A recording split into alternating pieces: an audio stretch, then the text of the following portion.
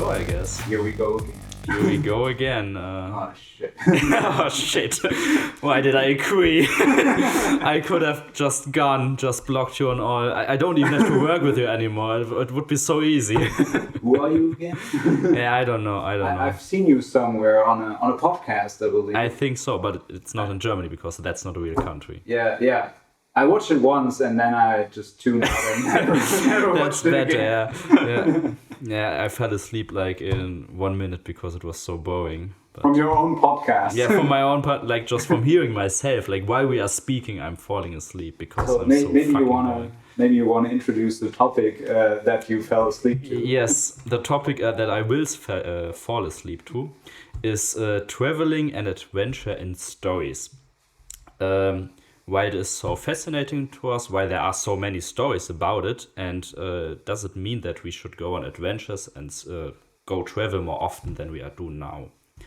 That's the current topic I want to talk about for now. And I specifically brought like a series I wanted to talk about first to introduce this topic. And the series is called, it's an anime called Frieren Beyond Journey's End. There are two reasons why I wanted to choose this story. The first is because it's really fitting and I like the story. The second reason is that it's really popular right now, which kind of proves my point then that it is a fascinating story to us. The fun fact about this is that I don't know if you know my anime list. Of course. Yes. And for like years past, Full Metal Alchemist Brotherhood was like the reigning top one spot in the best ranking list with I think somewhere about 9.9 or something like that. And Frieren Beyond Journey's End took the first place while it was still airing, which is not that special because many new shows get hype and but the distance was extreme, especially after it ended. Usually when series end they go down a little bit because then people are like more criticizing when afterwards they think about it, and the people who vote early are usually hyped, and that's why they give really high points rankings, yes. But that wasn't the case with Frieren. Frieren got, I think, 9.13 while it was still airing, so a little bit of a gap. But after it finished, it got a ranking of 9.37. So a huge lead, even especially if you look at the other rankings, how close they are in the top ranking series. Yeah. So it's really popular right now. The animation, of course, is good, but many stories, many anime shows have good animation quality nowadays. Yes. So that can't be the only reason. Yeah. So I guess it's about the stories and the story and the characters. And I told you to watch the first episode, which you told me you did. Yes. And I lied, obviously. You lied, because why would you? Exactly. If I tell you to watch something because it's good, obviously that means it's shit. I would not watch it. Yes. Yeah. Episode done, I guess. Yeah, okay. It was a pleasure. Yes. No, especially what I wanted you to watch, like there was one scene I wanted you to see, which is to tell the viewers of this a little bit what's about. The story is about Frieren, of course, the main character, which is an elf in a fantasy world. And the story plays after Frieren and her adventuring group defeated the Demon Lord, the ruler of the evil forces plaguing the land, which is a generic story hook for many animes. Yes. And they defeated the Demon Lord, they got back, and the first episode kind of tells the timeline between getting back and Frieren embarking on a journey again. And after there was like a celebration because the hero and his party returned, Frieren just went off for 50 years, which is like nothing to her because she is like already lived for 1,000 years because she's an elf. of course, for her travel companions, which two of whom are human, 50 years is like an entire lifetime.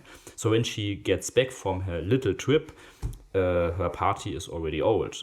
Like the hero Himmel of the group is like an old man walking with a crane. Yeah. Nothing like the young lad he was when they went on the adventure together. Yeah. But she returns and they go on like one last journey together, which is just like a day-long trip to get to a place to better see the meteor shower, which comes conveniently every 50 years, which is why she is back. Yes. And this story was when this journey was when I first got hooked to this story. I thought it was so beautifully shown how, like, a group of mostly old men and Frieren go on this journey, have to defeat some monsters, which mostly means the dwarf of the group and Frieren defeat the monsters. But it's narrated by Himmel, the hero of the group, which is kind of the oldest of the group, not the oldest, but the most old-looking of the group. Yeah. And Fair enough. it's about how it's like they went on a journey together and now they go on this second small journey, and how it feels like the same, how it enjoys going on this journey together, and how they reach their goal again, which is not a demon lord but just like a mountain where they can watch the meteor shower. And it's like narrated as beautiful and rewarding. And I think what the story wants to tell is that the meteor shower isn't just beautiful because it's like nice looking lights in the sky. It's beautiful because they went together as companions. Exactly. They had the journey which led there. And the meteor shower is just like the reward for this. Yeah. But yeah, I think that's what the story, at least in this first time box, wants to tell us. And after this scene, you told me you watched the whole episode, you can see it actually cuts after this meteor shower to the scene where they have the last rest, where Himmel died. Exactly. And they are shown, the three of them, which remain, stand there At his funeral. Yeah. at his funeral, and you see the people talking about how Frieren is so emotionless. Yeah. But after this, and she is, for the most part, she is like a really neutral person. She isn't that emotionally involved in most of things because, I mean, she lived 1,000 years. Like, one human dying is nothing to her. She had met 1,000 people, millions maybe, who already died. But this is actually the first time which we see when he actually gets put down below the ground at the actual funeral, how she is standing there and the tears are falling down her face and she wonders why. And I think that's like the turning point for Frieren as a character, where she sees, oh, it does mean something to her. Even if the 50 years, 60 years maybe, she's known Himmel, isn't many, like a large time for her, but what they lived through together, the journey they went on, like, defined her, it meant something to her. And that is the reason why she cries, and it's also the reason why throughout the series you see many flashbacks through their journey and how she interpreted it afterwards.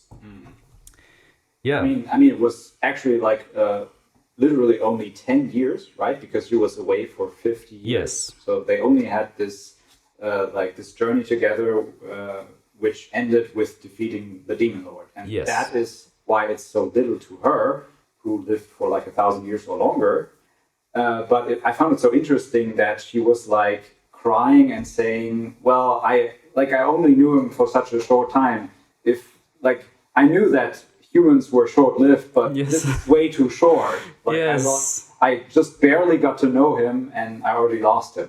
Which, from our perspective, like 10 years is like super long already. Like it's a long time for us. Yes, we are not even friends for 10 years, and it feels like really, really long. Like we've already made a lot of memories, and I hope we will be able to make a lot, like many more, like much more than we already have. I just come here for the podcast. Yeah. You're the necessary evil. I keep hearing that. People just keep saying that. I don't know. But yeah, of course, like for her, 10 years is like nothing. So, but the perspective that she brings is so interesting, right? That she just says, why didn't I have more of a chance to get to know him? Yes. And I feel like she did probably make like I obviously don't know, like I only have seen the first episode and I don't know what they experienced on their journey, but what I imagine, like you can put some spoilers on the table afterwards. Hashtag spoiler warning for the whole talk. Yes. But I'm fine with that. And, any viewer who's fine with that as well can keep enjoying the podcast. What I imagine or what I expect is, you mentioned flashbacks, and I expect that throughout her coming journey in the coming episodes, she will reminisce about the past again and again and again. Maybe visiting the same places or meeting new people who remind her of her companions and teach her the value of those 10 years that she experienced, so that she learns that even though the 10 years were short, she actually has a lot of memories from that time. So that's kind of the expectations that I would have going into the remaining 23 episodes. That's surprisingly accurate for someone who didn't watch the show. Yes, actually, yes. Yeah, I didn't watch the show. Okay, I see. Yeah, you didn't, but you watched it just so you can flex with that prediction. Yes, that's kind of how the story goes. She meets new travel companion, two of which accompany her for the whole show, and then there are some companions which only make it through some parts. They travel together and then they say their goodbyes again.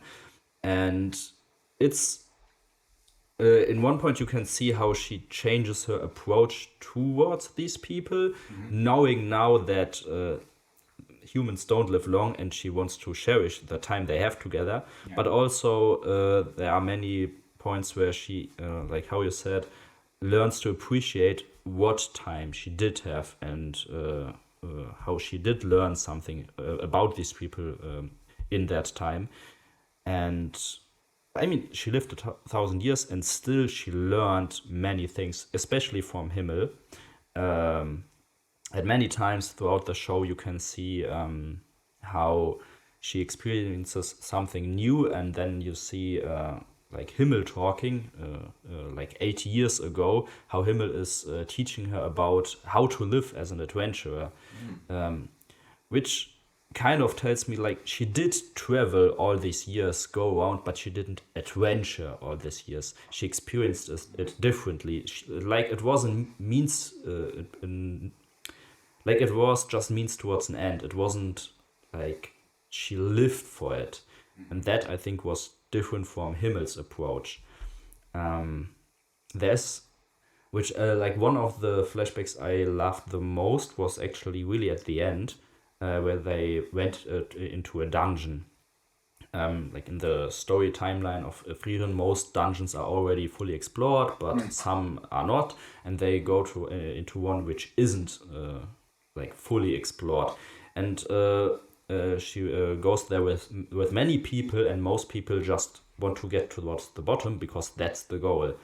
But Frieren makes a point of exploring every single room they come across, even if they already know where the way down is. They still explore all the extra rooms, which kind of is funny because that's how you play video games usually. True. But it's also and that what I thought was really like well done. They showed how Himmel explained to her that like it's a must to do that. Like you can't go into a dungeon and just rush towards the end, because that defeats the fun, the purpose of it. It's about living and enjoying this dungeon, which you do in video games because you play video games for enjoyment. You don't play video games because you just want to get over with it. True. Yeah. And I think that's nice, because many people treat life in many ways like that. I just want to get towards the end. I want to meet my timelines. I want to get this done, that done. We don't live to enjoy what we are doing. And that, I think, is the difference between how Frieren traveled and how Himmel traveled. Himmel traveled to enjoy what he's doing. Frieren traveled because, well, it's what she's doing. So it sounds like he was focused on the path, the journey, and he was living in the moment. And Frieren was only focused on this specific goal, in this case, defeating the Demon Lord. This was the final goal. Yes. And basically, she was only focused on the future. So she could never enjoy the moment. Yes. And yeah, I mean, that's how the story shows this. And I feel like at least there's really a close similarity to how people differentiate. And I mean, living in the moment is a phrase you hear often, but it's still, at least for me, it's hard to actually like unpack what it means. Like, what does it mean in my life? I mean, I have my job. Like, of course, I'm working my job, and I kind of want to get over and have a nice evening after that. So I deal with my job, but it's not like I go there, well, I'm gonna enjoy every minute I'm here. But of course, it would be nice if I could. So yeah, there's that, but I think living in the moment, there are several aspects to that you could unpack here. One that comes to mind is very common nowadays, which is related to anxiety. So many of us are thinking about possible futures like all the time, and they're afraid that horrible things will come to pass, which will probably never happen, as we know from experience. Like after a certain usually no, yes. After a certain age, you realize that your brain is like, oh, horror scenario, everything is going to go to shit. And sure, yeah. In the end, it doesn't really happen. Yeah. We have to predict every single saber tooth behind the corner. Exactly. Yeah. Yes. Yeah. That's exactly what I wanted to say. That's what you should go for. Yeah.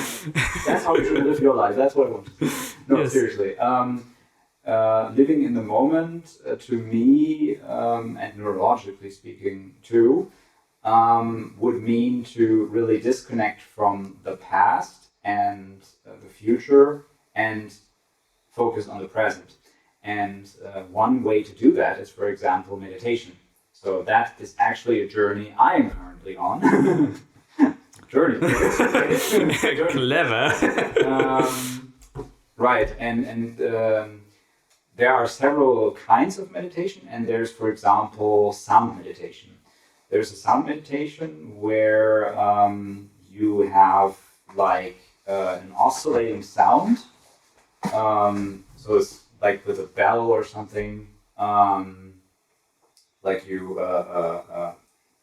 hit it, and there will be an oscillating sound. And your task every time it's being hit is to focus on the oscillation of the sound. Yes. And the person who did this meditation was Dr. K from Healthy Gamer GT. And at first he would only tell you to focus on the oscillation so that you would get more and more focused on the moment. And then he would try and ask you questions and get you to think. And one of the questions, like this meditation was super interesting. One of the questions was, who is the listener here? Who's listening? And like people in the chat were going crazy about what the possible answer might be, but I'm just going to spoil it here a little bit. What he wanted to convey as a message is that the person you are in everyday life is different from the person listening. because the person you are in everyday life is always like focused on the past. Oh no, I have this trauma, I have that trauma, that happened yesterday, still call on that. Or you were thinking about possible futures. Oh my God, horrible things. I have to pay for that tomorrow. I have this exam in a few days, or maybe 3 exams this week, and stuff like that. But when you're listening, the listener in you doesn't give a shit about all of these things. The listener is literally only focused on listening, only focused on the oscillations. When, like, there are several kinds of meditation, and when this meditation properly works for you, then it's easy for you to just tune into the sound and really be only focused on that. So you are truly only living in the moment. And that is something, I think actually adventuring could kind of do this in a way too, right? I mean, there's actually walking meditation, something like, okay, you just walk and you count to 4, and then you take a breath in, you count to 4, you take a breath in, breath out, in these intervals. But also, I feel like if I think about the Beach to Run, for example, yes, this running contest. Yes. There you are in a group, and like people stomping on the ground. That's like a little bit like drums. Yes. And it just has this meditative quality. And I feel like there are certain aspects of that when you're traveling as well, especially since nature has this kind of magical effect on you that's hypnotizes you. I don't know how to explain that, but every time it calms you. It's such a difference that there are actually studies about that. Now that I think about it, when people are in the hospital, it makes a huge difference for the recovery whether they look out the window and there's just like really worn down houses all around and nothing green, or whether there's like the woods out there, nature. Yes. Yeah, that makes sense. I mean, I guess usually everyone who went outside at some point can confirm that it is indeed relaxing being outside, even if many of us don't do that often because we are like sitting in front of our computers when working or doing our hobbies or stuff like that. And then we have like a desktop background. Yes. But I mean, that's why we have it. And I mean, that's probably one of the big reasons why we do enjoy like stories about adventure traveling, because they play in those sceneries. Like you have it in Frieren, you have it in many other stories. I mean, especially like, why do we like medieval settings so much? Because they don't have this like I don't know, sci-fi looking gray theme everywhere. It's more like closer to nature, I guess. I think it's one of the reasons why we can find those stories relaxing or like entertaining or fulfilling. Yeah, but I don't think, like, I would say it's not about replacing the real nature with the digital version. I don't think, like, the digital version has the same effect or even close to the effect of the real thing. I think it's more of a longing for nature. Yeah, sure. And we try to fill this gap with the digital version, but we are never satisfied with that because it's just not even close to the real thing. Yeah, that makes sense. I mean, what it does do is like spark our imagination, and I guess imagining yourself in a life like that does a little bit fulfill the need, but probably not in the same way than actually being outside more often. Yeah, like imagining yourself in it is like, I don't know, you're longing for a relationship and imagining yourself in yeah, sure, it doesn't work either, right? Yeah, obviously it doesn't work for your longing for nature either. Sure, but I mean, I guess it's what most people do. Like I, for example, do it more often than actually, like when I talk about traveling. Like I have the longing for it, but like I don't integrate it into my lifestyle. And I mean, that's one of the questions I wanted, or the reasons why I wanted to talk about it. Like, is it like, is it okay to live like this, or is it stupid? but at the same time, if I were to travel more often, or if most people were to travel more often, like they would have to give up something for it. I mean, maybe it's just money and time. Maybe it's like other big reasons of your life. Like if I would do it like once a year, okay, like going on vacation, that's one thing. Like actively going for example, going on hikes, something like that, on a regular basis. Like I would have to drop other hobbies, or I would have to reduce my time working. I don't know. Something would have to change. Or like if I would go to extreme measures, just say like now, which many people do between school and working, like just take a year and go like off. Sabbatical. It's like some time off where you're not being paid. Yes. I mean, many people do it between school and working, but like if you're already like having a job or having responsibilities, it's kind of difficult. Of course, it's possible, but are you willing to give up like what you have now and possibly rebuild some of it later? Like the hobbies I have, friends I have, maybe.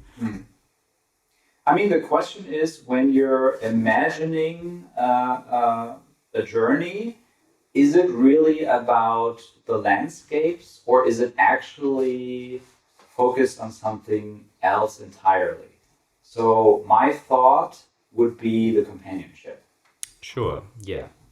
Right? Because I went through several stories, and most of them were always groups traveling together and making Yes. like irreplaceable memories together. That's of course true. I guess I mean, like we talked about Frieren, I think that's a big point there, that you just see it's not about like the length of the time, but the quality of the time you spend together, Yes. which makes the people, Himmel and the party so important to her. Yeah. And of course, like in the most big adventure stories, like let's take One Piece for example. You have like the important part of One Piece is that it's a crew.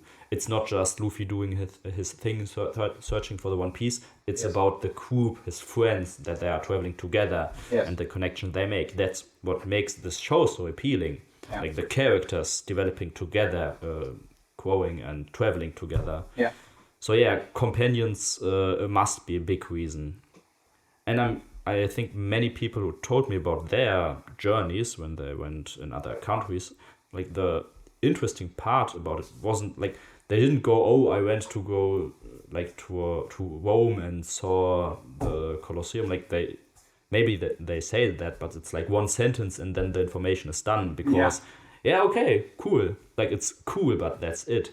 But when they talk about like the people they met, what they experienced together, that's where they like when they get hooked why they are doing this. Yeah. Yeah. So yeah, companions, I guess, is a big reason. I think like when people tell you about their vacation, oftentimes the best stories which are told for the longest time are stories where something went horribly wrong and the group just made a really important memory together, Yes. which they now can look back on and they laugh their asses about. Yeah, sure, yeah. And yeah, like if you're just going sightseeing, it's usually literally just a few sentences and you're Yes. done with it already. Yes. Yeah, I mean, when we are at home, like we have our own bubbles, like our environment, which often doesn't really change much. Of course, we have people, we laugh, but everyone is like kind of stuck in their day-to-day life. True. And I guess that changes when we go to travel. Like either when you go with people you already know and experience something new together. I mean, it doesn't have to be traveling. It's like, I mean, doing this podcast is something new, so it's interesting. It's like memories. It's kind of like it makes a difference in the relationship or the friendship we have. Yes. And I mean, new hobbies, traveling, stuff like that together changes the dynamic. We actually have a cool quote about this. Again, right, your quote. Yeah, I have quotes. I almost forgot about it. Nice. It's from Uncle Iroh again because it's Uncle Iroh, and I mean, if we're talking about traveling, then or like a journey, then Avatar: The Last Airbender is of course, fitting. Yes, yes, it's a quote from Uncle Iroh, and it goes: "It is important to draw wisdom from many different places. If you take it from only one place, it becomes rigid and stale. Understanding others, the other elements, and the other nations will help you become whole." Yes. That's the quote. That's very deep. Yeah, yeah it is. Because Uncle Iroh said it, and of course it's deep. it very much aligns with what you learn in the course of your own life. Because especially in your childhood, your worldview is very, very narrow. Like usually, especially in my case, I really had a very, very narrow world due to my parents keeping me out of the rest of the world. Like even like the neighborhood or meeting with friends, all that wasn't possible to me. So I lived in a world where I kind of felt like a prisoner because I didn't know much, and I basically had these two figures in my life, which were my parents, who were like gods, who were just directing everything, and I would just have to I have to be an object in their world, or their subject, if you will. Like if you imagine them to be kings, right? We are talking about subjects there. And yeah, I couldn't decide much, and I didn't have options, right? That's what it is. So if I don't know about a whole lot of the world, like if my world's really, really small, then I don't have a lot of options. But then I had the chance to move out, and if I now went to travel, it would grow more and more and more and more. But I think not just traveling widens your worldview, it's actually even just connecting with other people widens your worldview, because everyone is so dramatically different, and I didn't understand that back in the day. And then stories, right? Stories try to fill this gap as well. Yes. So I don't know. I don't know really what the relation is there. Like, how much does traveling widen your world? How much does keeping in touch with new people or meeting new people widen your worldview? How much do stories widen your worldview? I mean, I guess it depends. Where are you traveling? Who do you meet? Like, which new people do you meet? How different are they from you? And what kind of stories do we experience? Yeah. But I think all of these do widen your worldview, and what that does have, like the kind of effect that does have on you is just you have more options and more ways to think about a problem in life. Yes. I mean, I think maybe it's different for people, like what is working the most for them. But I think what is common among all these people which use anything to grow is that they do think about it in a certain way. For example, you just said you, like when you were a child, you had a very narrow worldview. Yeah. And that had to change at some point. But I guess many people are in similar scenarios when they are a little, maybe not extreme, but still most people are boxed in because they have a small community. Yes. So there has to be a difference between you or many people like you and other people who never have this realization. So I think it's in many ways not only what you experience, but how you view your experiences.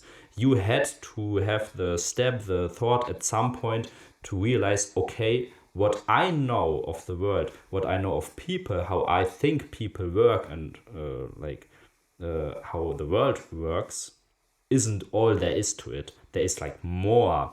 The opportunities, the possibilities that you have aren't full. Like they are just a small part of the actual options you have.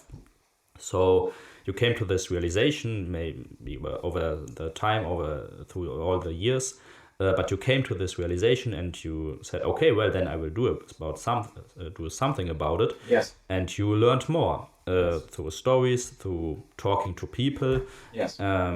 So that's, I think, the first most important step, which many people don't take, like realizing that what I know of the world isn't all there is to it. Yes. Yeah. Yeah, I actually thought before, when I was younger, that I had like a really good master plan in life. I always thought that I had this security where I would always know how to react to something in life. I always had a plan.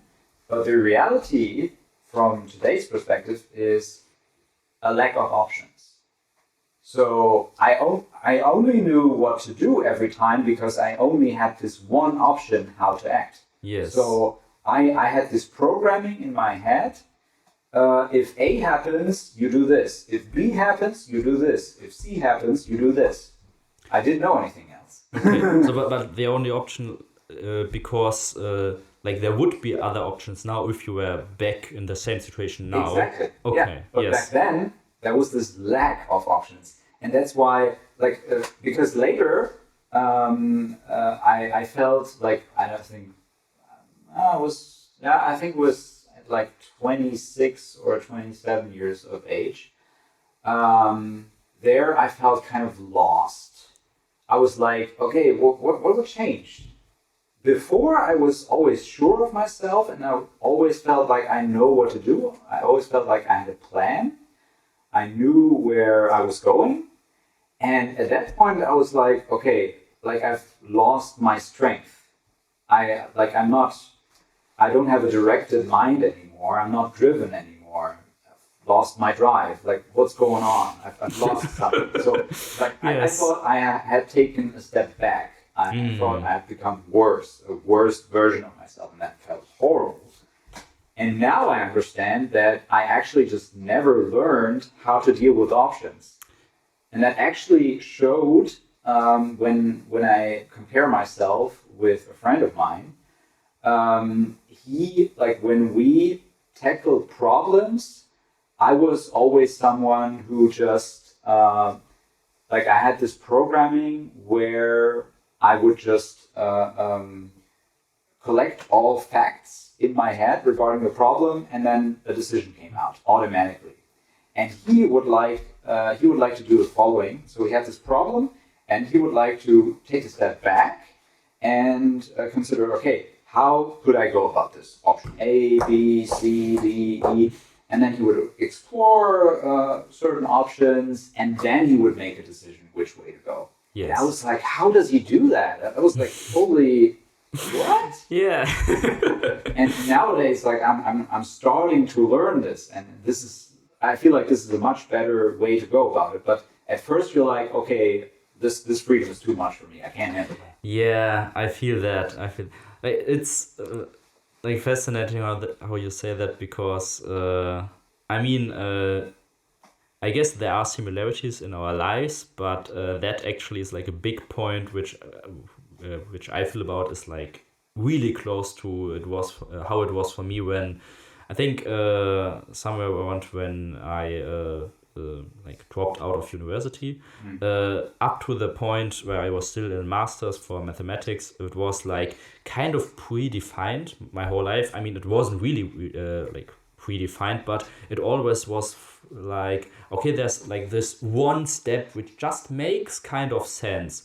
It wasn't always about like, does it make me happy or does it fulfill me, but it makes sense. Like, I was always good at math, so what do I do after school? Well, I study math. Like, it's easy. Yeah. Then I do my masters, and then I do my doctors. I don't know, like the whole road down that way. And it wasn't about, is this really a way of living that I truly enjoy? It was about, it makes kind of sense, and expectations. Yes, like it fulfills expectations I have of myself, and of course my parents would have of myself. Society would have of my but that's like kind of it all. But it makes the decision really simple. Like spares me from all the, I don't know, anxiety of the troubles I would have figuring out anything new by myself.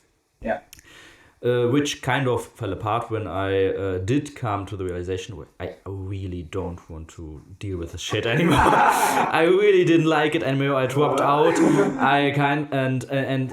At that time it felt like this was the lowest point of my life.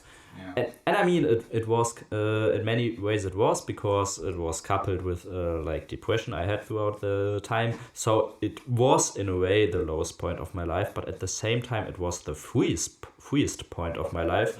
And I didn't like it. I hated it. I hated being so free and like having to figure out what I want to do. I mean, the next best thing, the next thing I was good at the time was a little bit of programming, and I thought, okay, it does, like I do enjoy it. It is similar to math, but it's more fun. Like it gives me the feeling of actually doing something, creating something, and by now I know that creating is like a huge part of who I am. Yeah. So I did like it, which is where we met because we worked sometime at the same company. Yes, and it's not, the thing is, it's still not the one thing I want to do my whole life, or I don't mind doing it as a job, but it's not like I would say being a software developer like fulfills me or gives me everything. This doesn't define you. Yes. Many things other than that, what I do, are way more important to me than developing. And I'm still kind of stuck sometimes just having so many like options, like decisions to make, but options, of course. So many things I enjoy, I still want to do through my life. And yeah, it's like a lot. Yeah. So it's hard sometimes, but of course it's like way more enjoyable than like doing the same shit every day you don't want to do.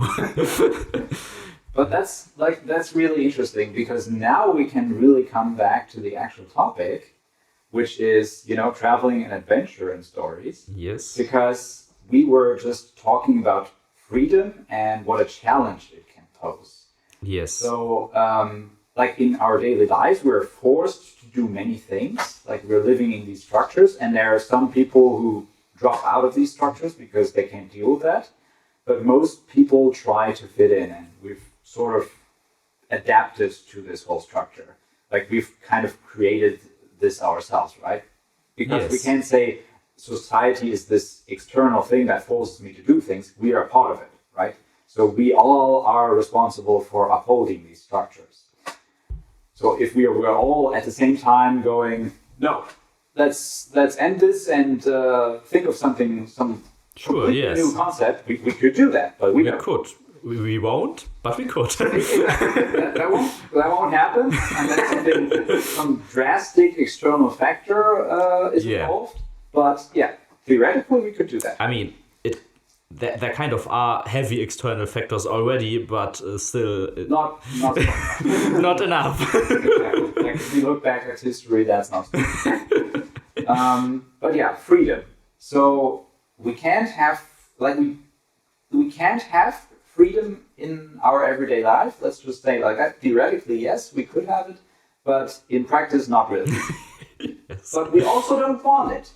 Right? Yes.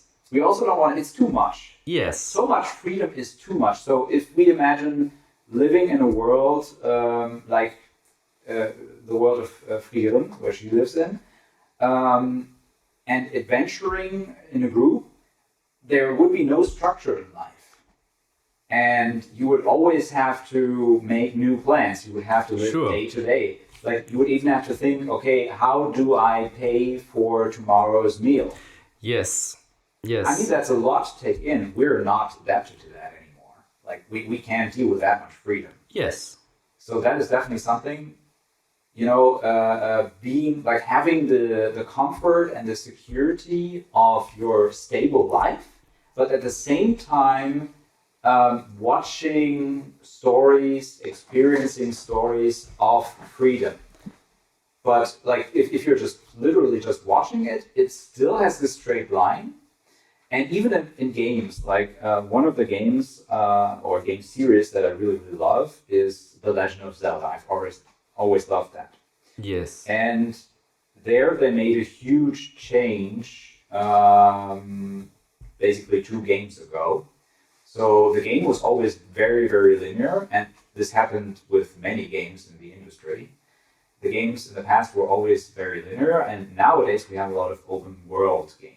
Yes. So you have options.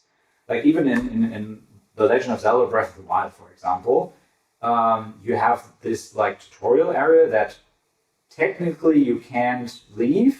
I mean, there are certain things you can do to work around that, but let's not talk about that. Go watch speedruns. yeah. If you want to see that, go watch speedruns. But yeah, if you don't break the game, yes, you break the game the way it's supposed to be. You have this tutorial area, the Great Plateau, and after that, from that point on, you are on your own. Like you can basically do whatever you want. There is still a storyline directing you, so you can, like, if you like to follow directions, you can still do that. But you don't have to. Like, there's a line of main quests, but you don't have to. So what you could do, theoretically, is with your current equipment, you could just go to the final boss. Yes. And be done with the game. Or you go watch speedruns for that. Go watch speedruns for that. Or you could follow the main quest, or you could go in the opposite direction because you're a rebel. Yes. I want to fuck things up. I don't want to follow a story. Or you're like me, and like my approach was like the Great Plateau. Like at the start of the game, you don't see anything on the map.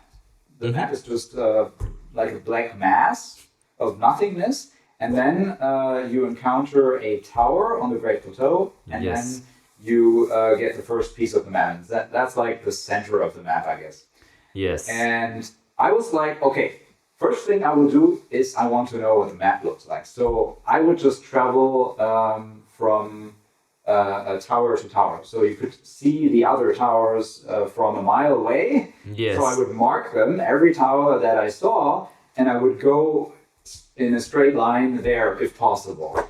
And sometimes I would get fucked up by the enemies because they were too strong, and I didn't know what I was running into. There were even like challenges where it was raining all the time, so during rain you couldn't climb. Yes. So in this certain region you couldn't climb at all, so you had to follow a certain path, which cut your freedom again. You had to follow a certain path, and it was a total coincidence, but there were enemies all around. Who would have guessed? Who would have thought that? Yes. So that was my approach, for example. So I guess what I'm trying to say is, at first I really, really enjoyed the linearity of the old games, and when I started to play Breath of the Wild, I felt a little lost, and I felt resistance inside of me, and that I think aligns with the changes I went through in life, because I was used to this linearity in my own life, in real life. And then in Breath of the Wild, I had this freedom, and I could explore however I wanted. I could make my own plans, and I was like, no, that's not really my thing. I wanted to have these dungeons, go to dungeon A, B, C, and like the enemies would get stronger, and you would get new items. I wanted the nostalgia, the same old shit, and I had this resistance. I don't know how you felt about the change of linear games to open world games that we have nowadays. I never played the old Zelda titles. Yeah. I did play Breath of the Wild, but I didn't finish it. Okay. Generally, in many ways, like open world RPGs, I did enjoy many, but at the same time, in many cases, it was actually, like you described, overwhelming for me. For example, I really like the Dark Souls games, and they are open world games, but they are a little bit more linear than your typical open world games. And that was for me like the perfect thing, because I could explore every route, but it was still like, okay, yeah, it's about going from the start of a like area to the end. Elden Ring, for example, which is also a Souls-like game, I think from the same company, is like this real open world game, like Skyrim, for example. And that was too much for me, for example. Like, I realized the change from like a little bit open world to completely open world was overwhelming to me. Yeah, which kind of proves your point. And I also realized now that we are talking, like when I went into this, I thought, or the question I did ask was, should we go on adventures more often? But I realize it's if it's possible to integrate that in your day-to-day life. But it's now I realize it's not really about is it possible, because of course the answer is always yes to somehow make it work. Yeah. It's about, do you want it? Do you want that freedom? Do you want that adventure? Because of course some part of us does want it, but a big part of us is just not used to it. We are used to like living in like at least what feels like a stable life to us. Yes. We do want our like the many things to stay the same. Yes. And I guess it takes bravery to adapt to change. Yes. And living an adventure life, like in the stories, means, how you said, maybe living from day to day. It means constant change every day, which we don't want, which we are not used to. Yes. So if we do want that feeling to be part of our life, it means we would have to like get more comfortable every day, I guess. Integrating new things in our life, try new things. And I mean, I think it's okay to not just like throw everything away and say, fuck it, I go off the quits and never come back. But at least I think we can take away from these stories that maybe we should try to be a little bit more brave, more often, try new things, like some shitty podcasts or stuff like that. Even if you don't feel comfortable. Yes, definitely. Yeah, you just shouldn't go too far. So a little bit more bravery, a little bit more exploration, more freedom is medicine. But if it's too much, it becomes poison. I think that's the conclusion we can draw here. Yeah, that sounds. I think that's fine. Yes, I like it. Do you have another quote that you want to? I don't have another quote. No. I have two quotes for the next topic. I promise. Okay, I will write that down. 2 quotes. Oh, I mean, if they fit. If I don't get 2 quotes. I mean, I can just like make stuff up. It's not like anyone will go check after this. No. If it sounds profound, it's possible that Uncle Ivo said it. So. But when you were talking, there was one funny aspect that we already discovered in the past when we were talking about a similar topic. Yes. Which was adventure stories, where you had like a guild system, and you have that a lot in animes, especially. Yes. And there, the adventurers are always romanticized. Yes. Like it's always this beautiful life, but then I just went and broke everything. I drew the comparison to people in our society who literally have to do the same thing, work from day to day. So they have like time contracts to the extreme, where it's literally just a day job. Yes. So like a job for one day, and then the next day you have to look for another one, right? So you have to hope that some company or some private person will have another job for you for one day. And that doesn't feel good. It does not. I mean, now that you say it, like if we think about like the shows we talked about, like in Frieren, like where they travel a lot, or like One Piece, like Adventures on Sea. Imagine like you would do this, like just go on a sea adventure, it would suck. It would suck balls. I mean, of course, they show the cool parts, but they don't show the weeks of just sailing in between. Like, I wouldn't like that. So then it shows like, I mean, sure, traveling is probably nice for many people, but at the same time, everything you do, no matter what, will have like parts that suck, parts that are boring, or like day-to-day business. What you described just sounds awful and stressful. So again, it's not about what you do, it's about how you do it, I guess, and how you experience it. I mean, for the adventurers in the stories, we always have people who are really successful in it. Yes. Like they're really talented, they're strong, they have really strong abilities, and that's why they get the good monster parts and whatnot, good materials, and they earn a lot from that. Yes. But there are certain stories where you see these mob characters who are not very good at it. We're not very strong, we're not very successful, and they are basically, like they really, if you imagine that, they probably don't earn a lot. They don't have the good life. Yes. They don't have any luxury or anything. So actually, and even in these stories, usually you have, let's say, real jobs, so stable employment. Yes. Like, I don't know, just even if it's just working in a bar, and I can very well imagine that the people in these stories working in a bar actually make more than the adventurers who are not very successful. But obviously, we don't talk about that. Right? Yes. Because it wouldn't, like, nobody would want to watch that, right? Yeah, nobody cares about the unsuccessful adventurers. Like. Yeah, I mean, it just drags you down. Because, like, you have these things in real life already and you don't want to think about it. It's compartmentalized. Yes, you want to just sure. push it away, right? Yes. Yeah, of course, when you watch stories, you want to, like, tune off the noise. Yes.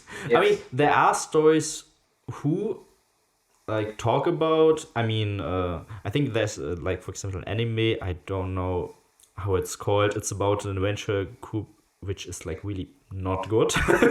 But it's, like, a comedy, and it's still, I mean, even though they are not good at first, it's about how they grow as a group and get better. So you can't say they are unsuccessful. They are not like that good how you would expect of an adventure shonen anime. But it's not the Explosion anime. Wait, what? Is it? With the goddess Aqua with blue hair? No. Not that one? Not that one. I mean, what's because they're also not very good, are they? Yeah, God's blessing on this wonderful world. What's Su? Nah, I don't know what's the Japanese word. But I mean, they are Konosuba, yes. But I mean, of course, that anime it's kind of parody, but it's still like they are successful. They have some of the most like they have literally God with them. They have I mean, Megumin is kind of a really good. I mean, her class is an Archmage, if I'm not mistaken. They're just derpy. they are still strong in a way. Well, except for the main character, I think he's like... Yeah, I mean, I think he's just lucky, actually. That's the only stat he has, like, really high and a little bit more intelligence. But the rest is kind of bad. But he's lucky, so, I mean, that's a superpower. Right? Yeah. Hey, you're spoiling the next topic, okay? Okay, yeah, fuck it. Oh, shit. Here we go again. Yeah, your mistake for inviting me to this. Yeah. Yeah, actually, I had another interesting aspect that I discovered when I thought about the topic traveling and adventure in stories, because I came to the conclusion that actually traveling is also a lot about finding yourself. And I think in Frieren, like, because that's where the idea came to me. I just watched one episode of Frieren and I already felt like it was about her journey of finding herself. Of course, yes. So yeah, there are some external factors. There's like landscape, and there was some fighting shown. It was about meeting new people, about the unknown, discovery, like maybe going through some quests and discovering some, I don't know, some ancient history, some lore from the past, ancient cultures, all of that good stuff. And maybe you have some goal in mind, like defeating a demon lord or whatever. Or it's like just, like in sightseeing, I just want to see, I don't know, the Eiffel Tower. But I think, at least for her in this story, finding herself is actually one of the biggest parts to her. Yes. Like one of the strongest components here. Yes. I mean, it kind of speaks like what you talked about earlier, how your worldview was really small and then it expanded when you grew up. It also means, of course, when you were little, you only knew like who you are in this small setting. Yeah. So what you described actually also means that when you grew up and your worldview got larger, you also learned about yourself way more, because you couldn't know yourself when you were little because you knew so little of the world. You had such a small context in which you were allowed to grow, and when that expanded, you could grow much more as well as a person. And I guess that's the same for many people. That's the same in the stories we watch. It's the same for Frieren, for example. Of course, she was old already. She lived 1,000 years.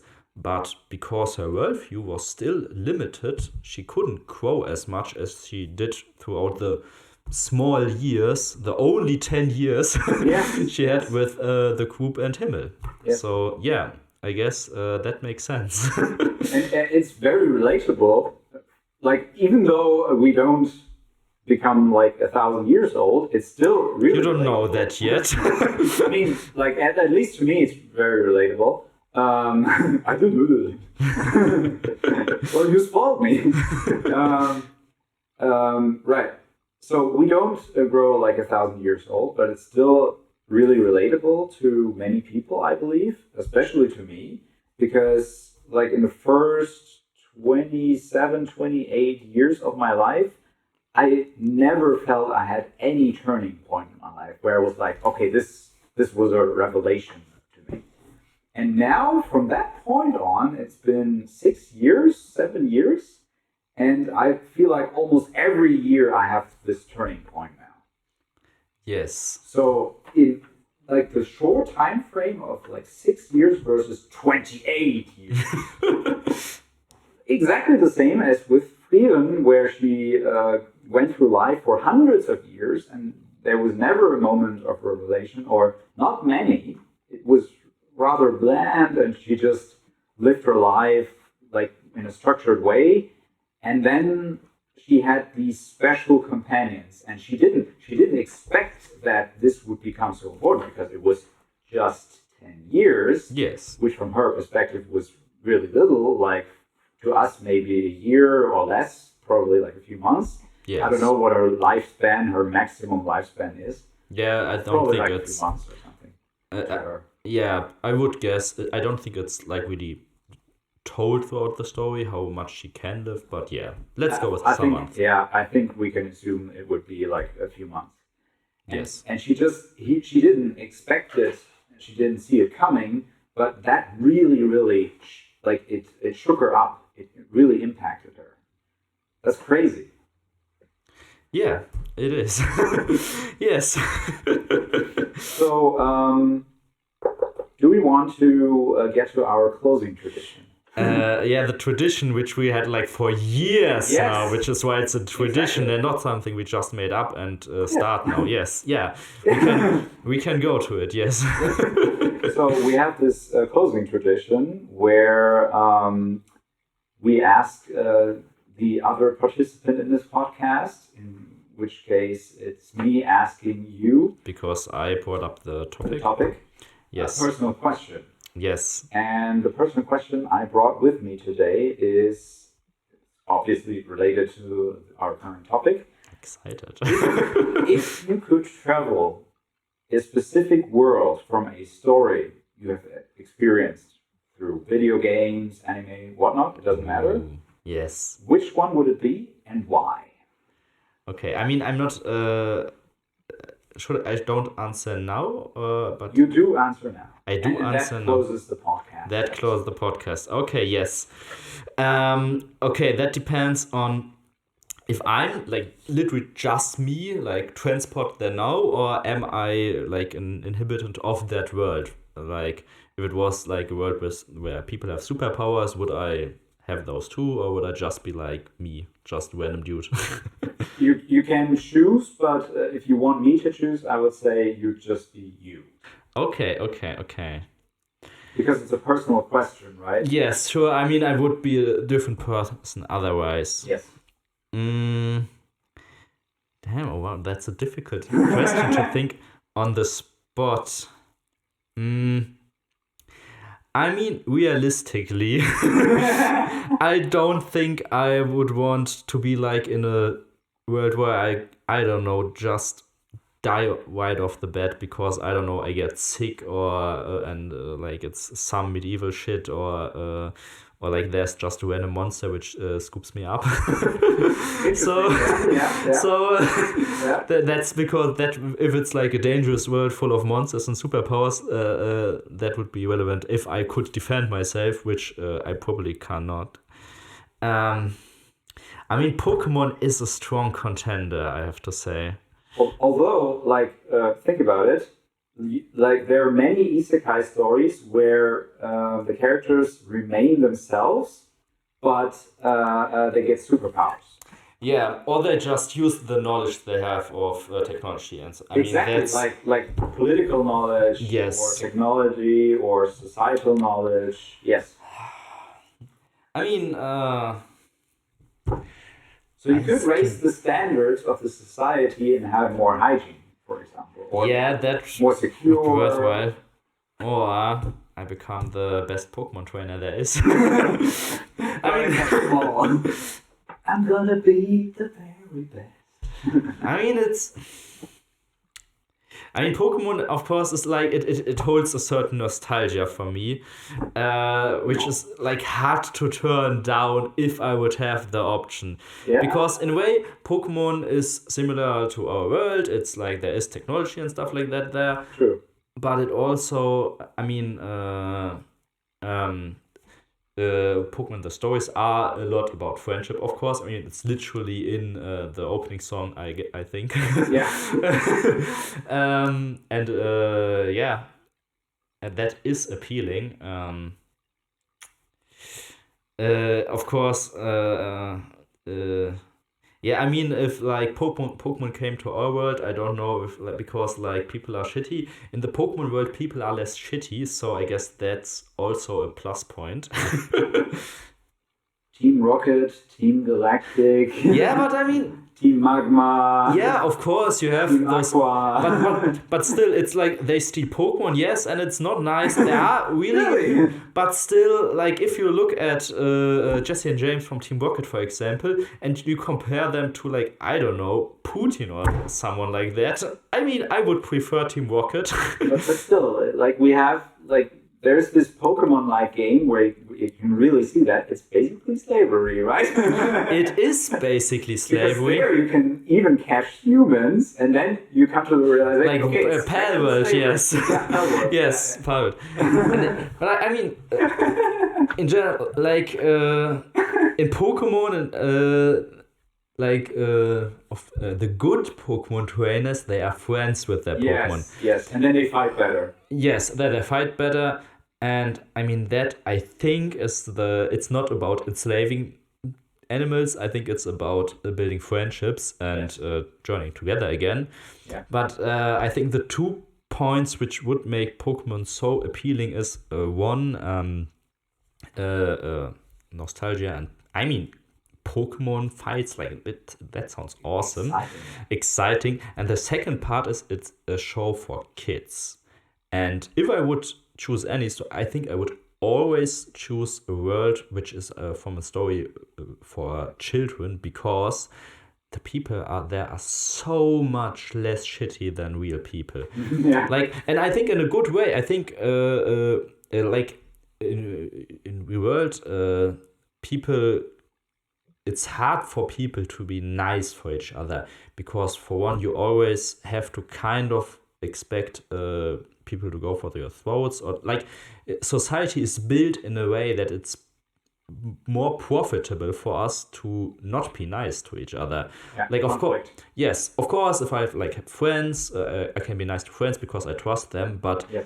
most people I don't know, I have not really a reason to trust.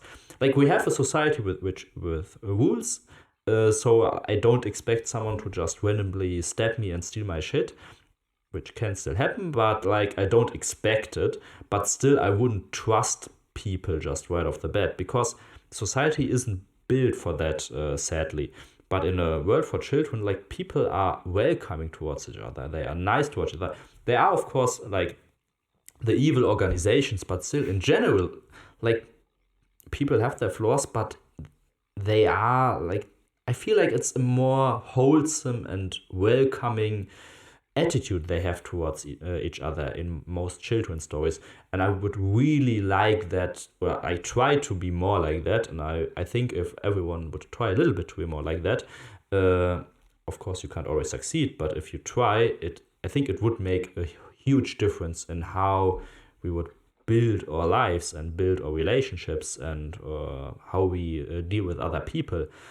And that's an aspect I think I would really like in a world specifically written for children, and like built with the thought of teaching children these values.